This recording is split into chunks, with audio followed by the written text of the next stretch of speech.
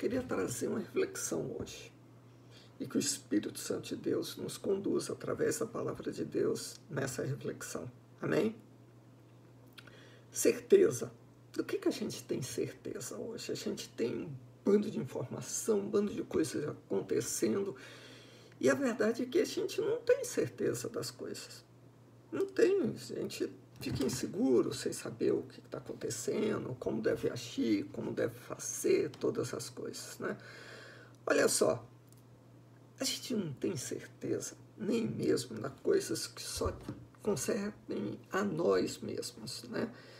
Agora, quanto mais a coisas que não dependem apenas de nós, são coisas que dependem de inúmeras variáveis, de inúmeras coisas que estão fora até do alcance da nossa visão. Pedro, por exemplo, até só no que dizia a respeito dele, Pedro chegou a repreender Jesus. Pensa numa coisa dessa. Ele repreendeu Jesus com total convicção. Está lá em Mateus 16, 22, a palavra diz assim: desde então começou Jesus a mostrar aos seus discípulos que convinha ir a Jerusalém e padecer muitas coisas dos anciãos e dos principais dos sacerdotes e dos escribas, e ser morto e ressuscitar ao terceiro dia. E Pedro, tomando-o de parte, chegou para ele e repreendeu, dizendo: Senhor, tem compaixão de ti, de modo nenhum te acontecerá tudo isso. Ele, porém, voltando-se, disse a Pedro: para trás de mim, Satanás, que me serves de escândalo, porque não compreendes as coisas que são de Deus, mas só as que são dos homens. Então Jesus disse aos seus discípulos: se alguém quiser vir após mim, renuncie-se a si mesmo, tome sobre si a sua cruz e siga-me. Olha só, Pedro estava todo cheio de si.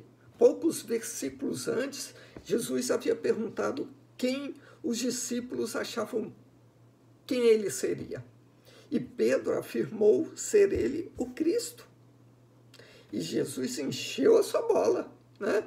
Lá ele fala assim: bem-aventurado és, Simão Barjonas, porque você não revelou pelo sua carne e seu sangue, mas pelo meu Pai que está nos céus.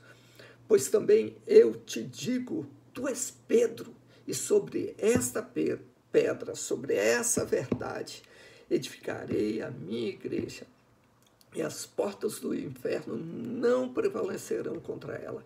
Eu te darei as chaves do reino, e tudo o que ligares na terra será ligado nos céus, e tudo o que desligares na terra será desligado nos céus.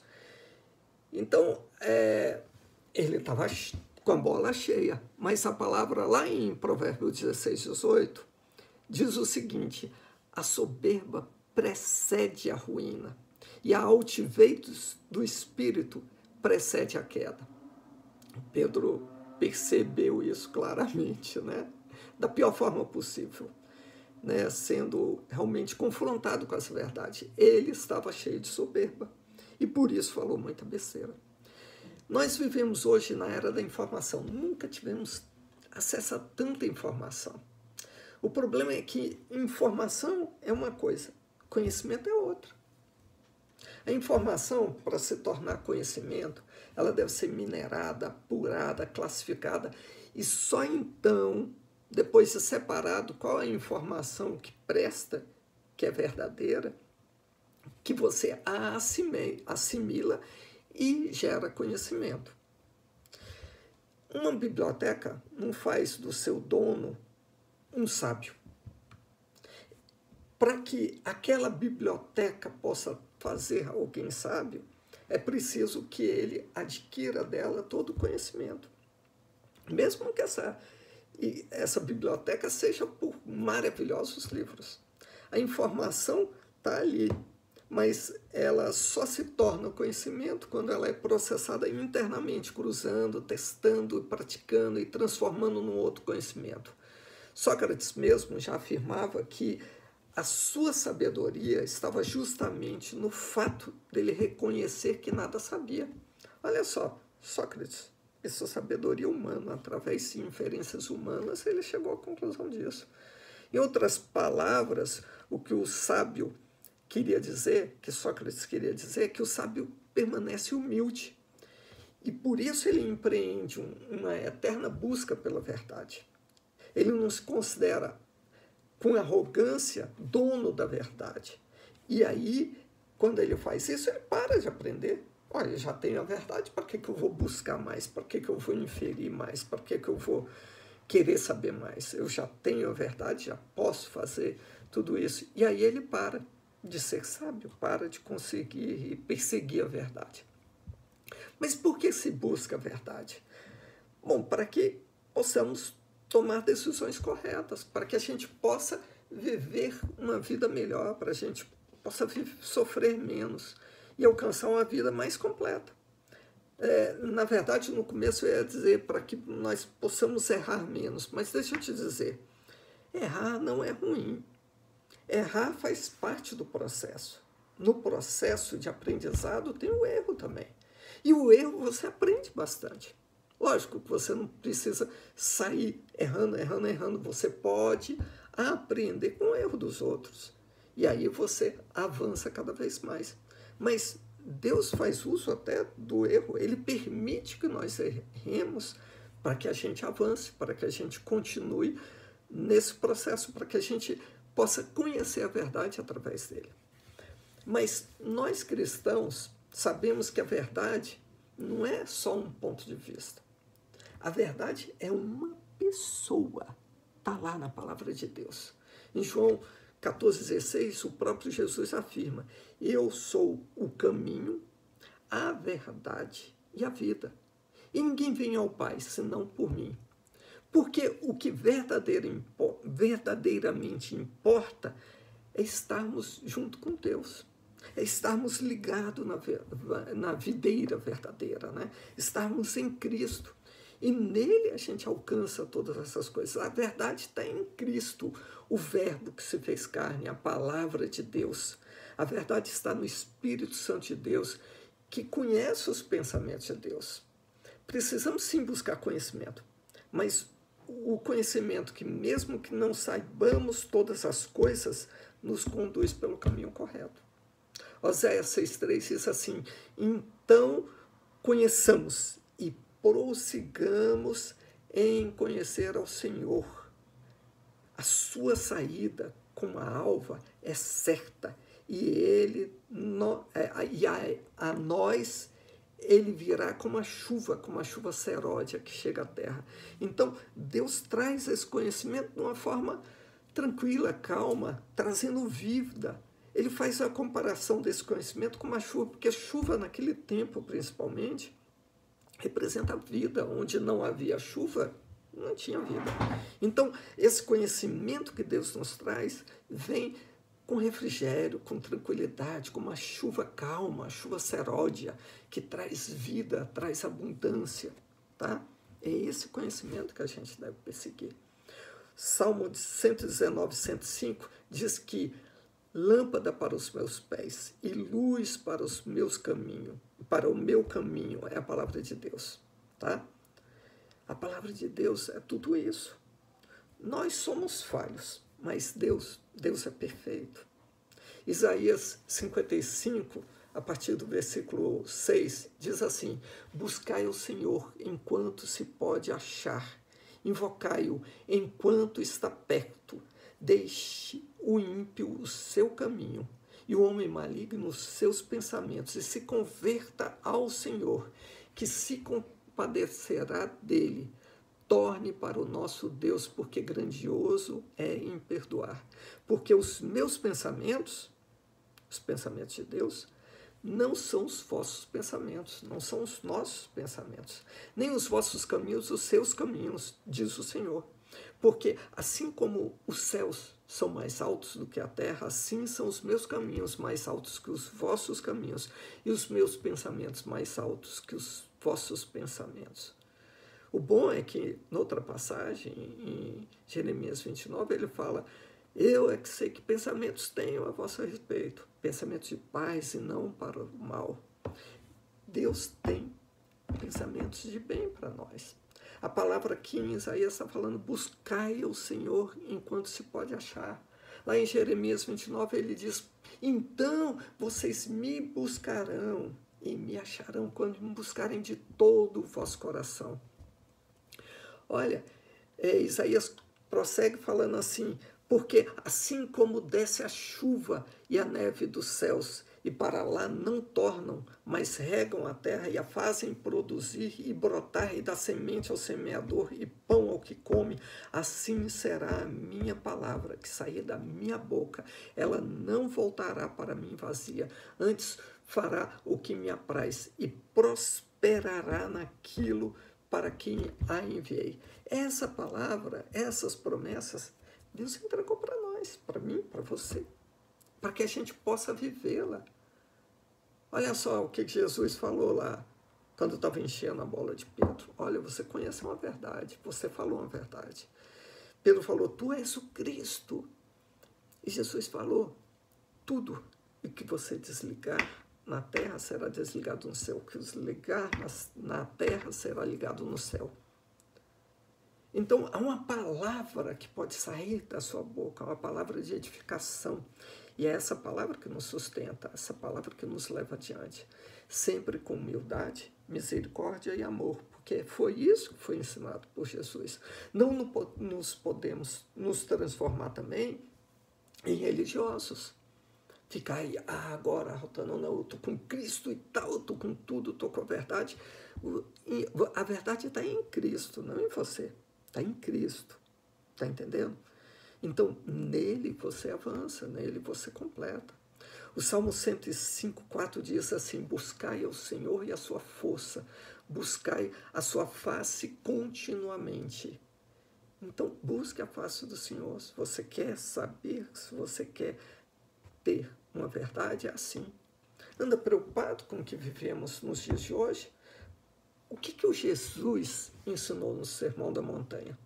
Mateus 6:31-34 diz assim, não andeis, pois, inquietos, dizendo que comeremos, ou que beberemos, ou com que nos vestiremos, porque todas essas coisas os gentios procuram. Certo, vosso Pai Celestial bem sabe que necessitais de todas essas coisas, mas buscai primeiro o reino de Deus e a sua justiça, e todas essas coisas vos serão acrescentadas. Não vos inquieteis, pois, pelo dia de amanhã, porque o dia de amanhã cuidará de si mesmo. Basta a cada dia o seu mal. Bom, então, sobre esse tempo que a gente vive hoje, né? Fala-se tantas coisas, sabe? Dá trabalho processar todas essas informações. É incrível, porque o pessoal fala uma coisa e você vai na internet, você vai buscar a fonte, porque o sábio faz isso, ele confere. Até o sábio, quando recebe uma palavra, como você está recebendo hoje uma palavra minha, você tem que ir na palavra e conferir, porque a palavra certa vem de Deus, não vem de mim, não. Agora, vem através do Espírito Santo de Deus, que está nesse processo de revelação, cuja palavra que eu estou pronunciando aqui agora deve ser para a sua vida. Mas você tem que conferir, será que ele falou que está certo? Assim também nós temos que fazer sobre as coisas do mundo. Então as pessoas dizem tantas coisas, você pega simplesmente o que o homem mentiroso diz, você considera como uma verdade? Não pode ser assim, a gente tem que ir conferir. Lá em Atos fala assim que um povo era mais nobre do que o outro, porque tudo que eles receberam, eles conferiram na palavra. Então, seja nobre, confira todas as coisas. Confira a verdade, confira as fontes, verifique. Não simplesmente seja um receptáculo de informação e sai propagando ela por aí. Verifica, olha, é importante. Mas mais importante é você conferir com Deus. Mais importante você, para suas decisões, você verificar o que Deus está falando a você, tá? Porque a cada dia basta o seu mal. Se fica ansioso, não precisa. Mas o que acontece? Muitas vezes a gente simplesmente quer tomar emprestado de pseudos especialistas, peritos, jornalistas, youtubers, que dão o viés que convém a eles. Eles vociferam certezas incoerentes, conquistando seguidores, gerando facções. Vem cá, quem você segue? Você é chamado de cristão. Você sabe o que é cristão? Cristão é seguidores de Cristo, aqueles que seguem a Cristo. Então, não fica seguindo youtubers, não fica seguindo canais de televisão, não fica seguindo uma facção ou outra. Não! Você é de Cristo. Você tem que seguir a Cristo. Eu sigo, indubitavelmente, a Jesus. E a palavra de Deus afirma que nele somos mais que vencedores. E com amor, sempre vence. Deus é amor. Está entendendo? Mas as facções, eles ficam se gladiando, brigando além dos campos das ideias. Eles ficam apaixonadamente, com certezas totalmente arrogantes. Nada temos com isso, tá? Não interessa o lado. Estou falando de A ou B. Não, estou falando de nós. A gente não pode ficar com a certeza de homens. A gente tem que ficar com a certeza de Deus. Amém? Certeza de Deus. O Brasil se encontra hoje tensionado, sem convergir a verdade, a concórdia. Porque essas pessoas não usam a razão, que gera conhecimento humano, nem um espírito renovado, que gera o amor, que gera a busca e o conhecimento de Deus, mas os seus enganosos e corruptos corações, porque é assim que a palavra de Deus fala sobre o coração do homem, tá? Enganoso e corrupto. Aliás, ele diz extremamente corrupto. Então, ao invés de conhecimento, o resultado é desconhecimento. E o desconhecimento, ele gera incerteza. E a incerteza traz ao nosso coração incredulidade. E a incredulidade gera medo. E esse é o campo em que o inimigo quer atuar. Vivemos hoje num ambiente de medo, de incertezas. Mas a palavra, ela nos afirma, lá em 1 João 4,18, no amor não há temor. Antes, o perfeito amor lança fora todo medo. Porque o medo tem consigo a pena. E o que teme não é perfeito em amor. Você não tem que ficar andando com medo. Você tem que andar com Cristo. Você tem que andar na certeza de que Ele está cuidando de você. Tá? Adore, irmão. Adoração é reconhecimento do amor de Deus por você. É o resultado de uma gratidão que vem do fundo do coração a tudo o que Ele fez por você e que Ele faz para você. Tem uma amiga nossa que está no hospital, ela está internada com Covid. Ela foi para a UTI, aliás, até hoje ela ainda estava na UTI. Mas é impressionante porque todas as vezes que a gente ia a consolar com a palavra e tudo, tentar edificá-la, a gente era constantemente constrangido e edificado por suas palavras, porque ela, naquele leito de UTI, ela não parava de adorar, ela reconhecia quem era Deus, ela está simplesmente em estado de êxtase, de maravilhoso, agradecida por tudo que Deus já fez na vida dela, agradecida porque Ele está com ela naquele momento e declarando palavras de fé, declarando uma atrás da outra, e toda vez que a gente ia falar alguma coisa, a gente via o relato dela, ela exaltando a Deus, declarando a sua cura, declarando a sua vitória, palavras sempre de acordo com a palavra, sem querer barganhar qualquer coisa, não, sempre grata, adorando. Na adoração, ela está obtendo cada vez a vitória. Essa noite passada, apesar dos médicos assim não quererem, não recomendarem, ela passou toda ela sem o respirador. E mesmo assim, sua oxigenação manteve índices altos. É muito provável que amanhã ela saia da UTI, mas olha, ela não estava fazendo isso para Deus agir na vida dela. Ela estava fazendo isso porque Deus estava na vida dela. E isso tem produzido a vitória. Independente do resultado, Deus está com ela. E com a família dela. E é essa certeza que a embala, e essa certeza que traz a vitória para a vida dela. E é muito bonito ver isso. Olha só, Deus não dá para a gente doença, nem chuvas de gafanhoto, problemas. Tudo isso faz parte do mundo que a gente vive.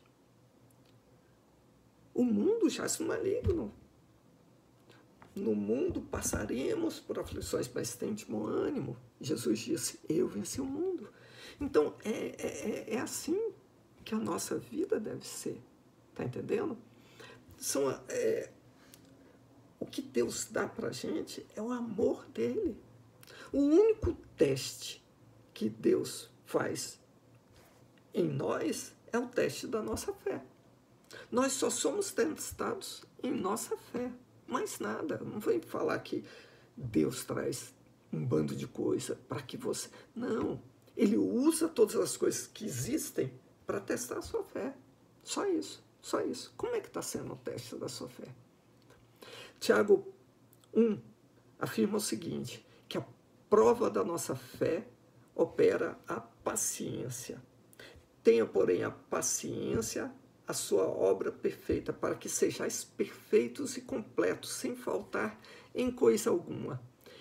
E se algum de vós tem falta de sabedoria, peça a Deus, que a dá a todos liberalmente, e o não lança em rosto, e se lhe é dado. Então, é o seguinte, Deus te dá a sabedoria necessária para você vencer todas essas coisas. Mas Ele te dá quando você pede, você busca, quando você tem um coração rendido a Ele, quando você está confiando e está certo, quando você sai desse campo de incerteza e entra na fé verdadeira, onde você não precisa ver, você vive a realidade nele, tá? E eu quero encerrar essa palavra com as palavras de Jesus, que está lá em João 14, 27. Deixo-vos a minha paz vos dou. Não a dou como o mundo a dá. Não se turbe o vosso coração, nem se atemorize. Deus te dê um dia abençoado. Deus te acompanhe. Amém.